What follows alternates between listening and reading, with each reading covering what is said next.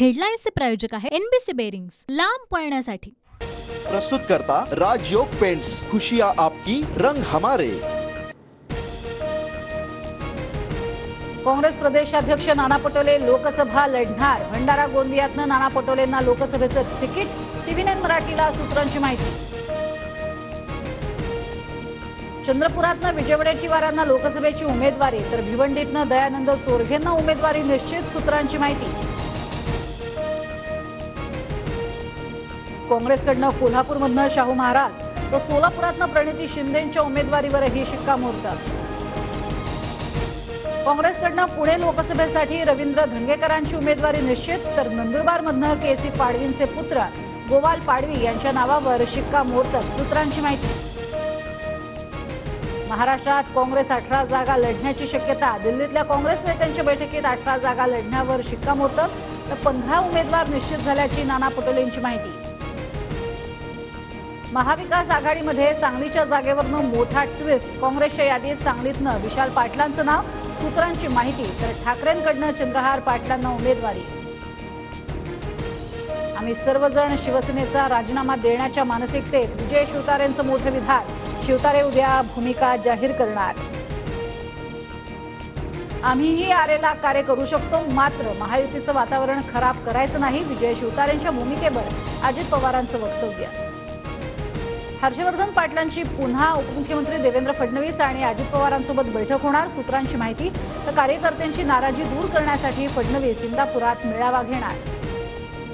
माढा आणि निंबाळकरांना पाडा असं आम्ही ठरवलंय, तुम्ही लवकर निर्णय घ्या। ग्रामस्थांचं धैर्यशील मोहिते पाटलांना आवाहन, तर धैर्यशील मोहितेंनी तुतारी चिन्हावर निवडणूक लढवावी अशी ग्रामस्थांची मागणी। अमरावती लोकसभा भाजप लढवणार, जो उमेदवार असेल तो भाजपच्या कमळ चिन्हावरच लढेल। उपमुख्यमंत्री देवेंद्र फडणवीसांकडून स्पष्ट। अभिजित अडसूळांनी घेतली मुख्यमंत्री शिंदेंची भेट। अमरावती लोकसभेसाठी अभिजित अडसूळ इच्छुक। छत्रपती शिवाजी महाराजांनी सुरत लुटलं, आज सुरतवाले छत्रपतींचा महाराष्ट्र लुटतायत। उद्धव ठाकरेंची नाव न घेता मोदी शहांवर टीका। मोदी नाही औरंगजेब म्हणा, राऊतांचा पंतप्रधान मोदींवर निशाणा। तर संजय राऊत कोण? फडणवीसांचा राऊतांच्या टीकेवर खोचक सवाल। अमोल कोल्हेंना दिल्लीवारी करावी लागत नाही का? दिल्ली पाकिस्तानमध्ये आहे का? कोल्हेंच्या टीकेला उपमुख्यमंत्री अजित पवार यांचं उत्तर। बारामतीत योगेंद्र पवारांना अजित पवार गटाच्या कार्यकर्त्यांकडून घेराव। योगेंद्र पवारांनी अजित पवारांची बदनामी केल्याचा कार्यकर्त्यांचा आरोप। अजित पवार गटाला आणखी एक धक्का, बजरंग सोनवणेंचा शरद पवार गटात प्रवेश। बजरंग सोनवणेंना बीड लोकसभेची उमेदवारी मिळण्याची शक्यता।